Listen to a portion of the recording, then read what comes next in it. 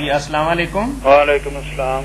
جی بھائی. جی مولانا سے سوال ہے کہ روزے وقت یا سحری وقت دعا پڑھتے ہیں، سحری وقت جو پڑھتے ہیں واب سو میں من شہر رمضان، یا افطاری کے وقت پڑھتے ہیں اللہم انی لک صمت و بک آمنت والا رزق کا افطار. جی یہ دعائیں جو ہیں یہ سنت ہیں یا یہ کیا اس میں کیا؟ جو آپ نے پوچھا نا ان میں سے جو پہلی ہے نا جو نیت لوگ اس کو کہتے ہیں واب سو میں غدن نویتو، یہ تو بالکل کچھ بھی نہیں نا.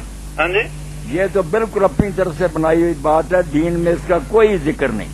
واب سو میں غدن نویتو کوئی چیز نہیں، نہ یہ پڑھنی چاہیے اور نہ اس کے لیے زبان سے کچھ کہنا چاہیے. نیت تو میرے بھائی دل کا فعل ہے. جب آپ نے ایک کام کا ارادہ کر لیا اور اٹھے آپ کھانا کھایا، تیاری ہے روزے کی، تب نیت کا کیا بقایا رہ گیا کہ زبان سے کہنا. دوسری شاید رہ گئی کہ افطار کے وقت اس کے بارے میں یہ سمجھنا چاہیے. دعا میں بتاؤں گا مگر دعا پڑھنی چاہیے کھانا کھانے کے بعد. یہ مسئلہ سمجھنے کا لوگوں کے کہ جب افطار کا وقت ہو جائے کوئی دعائیں نہیں پڑھنا، بس فوراً بسم اللہ کہہ کر منہ میں ڈالیں، کھانا کھائیں. جب خوب سیر ہو جائے اس وقت پھر کہیں جو دعائیں ہیں وہ دو ہیں، وہ دونوں پڑھی جا سکتی ہیں، جن میں سے اللہم انی لک صمت و بک آمنت و علیک توکلت و علی رزقک افطرت. اس میں ایک تو انی زیادہ کر لیا، اللہم لک صمت ہے، اور جو ہے نا وبک آمنت و علیک توکلت وہ بھی اپنی طرف سے اضافہ کیا. صحیح اتنا ہی اللہم لک صمت و علی رزقک افطرت. اور دوسری دعا ہے جو ذهب الظمأ وابتلت العروق وثبت الاجر انشاءاللہ. مگر ان ساری دعاؤں کا وقت ہے کھانا کھانے کے بعد. فارغ ہو کر پھر تسلی دینا، اللہ کا شکر کریں، دعائیں کریں. افطار کے لیے صرف ایک ہی شاید بسم اللہ، بس اس سے زیادہ دیر نہیں کرنی. جی ہمارے ہاں تو مولانا عام طور پر یہ رواج ہے کہ اذان ہونے سے کوئی 5-10 منٹ پہلے سارے گمسم ہو کے ہاتھ اٹھا کے باضابطہ طریقے سے دعا کرتے ہیں اور یہ سمجھتے ہیں کہ اب قبولیت کا خاص وقت شروع ہو گیا. یہی طاہر میاں دین سے سمجھو بے خبری کا نتیجہ ہے نا کہ آدمی بدعات میں مبتلا ہو گیا، بجائے ثواب کے ایسی چیزوں میں پھنس گیا جن کا دین میں کوئی ثبوت نہیں. یہ اجتماعی دعائیں پھر افطار کے وقت ہاتھ اٹھا کر سب بناتی ہیں. دوسرے لوگوں کی شکایتیں کرتے ہیں کہ وہ بدعت میں پھنسے ہوئے. بدعتیں تو یہ بھی ہیں. کس روایت میں آتا کہ ہاتھ اٹھا کر دعا آپ نے کی یا مل کر کی یا کرنی چاہیے؟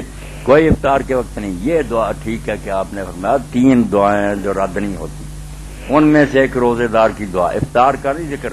صبح سے جب وہ اللہ کا حکم مان کر روزے میں ہوتا ہے تو شام تک جتنی دعائیں وہ چاہے مانگے، نمازوں میں آگے پیچھے. دعوت الصائم، روزہ دار جو ہے اس کی دعائیں قبول ہوتی. بات تو یہ صحیح، باقی افطار کے وقت کی کوئی نہیں صحیح بات. وہاں یہی چاہیے کہ جیسے رسول کریم علیہ السلام اتنی جلدی کرتے تھے کہ ایک شخص کو بلندی پر کھڑا کرتے تھے، وہ سورج دیکھتا تھا، جب دیکھتا کہ سورج غروب ہو گیا نظروں سے اشارہ کرتا تھا، فوراً بسم اللہ منہ میں کھا. کوئی دعا نہیں پڑھتے. یہ دعائیں بعد میں پڑھی جاتی ہیں. اون المعبود میں بھی علامہ شمس الحق نے کہا کہ ہر بعد میں ملا علی قاری مرکات میں لکھتے ہیں، اور مولانا مرزا خان بریلوی رحمۃ اللہ علیہ نے تو اس پر پورا رسالہ لکھا کہ ماضی کے سیگے نہیں تمہیں نظر آتے کہ سارا جو ہے بعد میں کہتا ہے کہ ہم نے اللہ رزق کا افطار کروں گا نہیں، میں نے افطار کر لیا. پورا رسالہ عربی کے مطابق ہوتا ہے. شاید ہی کہیں آتا ہے کہ ماضی کا سیگا مستقبل کے لیے، ورنہ کچھ توقع ہے. تو دعائیں جو ہے ان میں سے جو بھی ہیں نا وہ بعد میں پڑھنی. بس بسم اللہ کہہ کے شروع کریں، کھا پی لیں، پھر جتنے کرنے کی چاہے پڑھیں. صحیح بات یہ.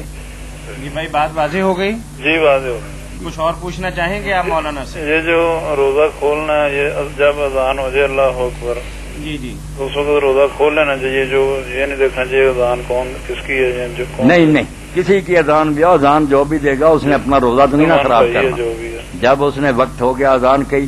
اب لوگ جانتے ہیں بھی ٹائم ٹیبل سب نے جو بنائے ہوئے ہیں سال بھر کے لیے، اس میں وہی وقت ہے جس پر وہ اذان کہہ رہا، پہلی اذان والا. مگر یہاں اگر کہہ جاتے ہیں احتیاط سے 5 منٹ بڑھا لو، احتیاط سے 10، بے احتیاط کا آپ کو کیا خبر ہو گیا جب سورج ڈوب گیا؟ آپ کیا احتیاط کر رہے ہیں؟ بسم اللہ کریں، کھائیں. ٹھیک. جی جی بھائی بہت بڑی خوشی ہوئی. اللہ خیر سے رکھے، مہربانی.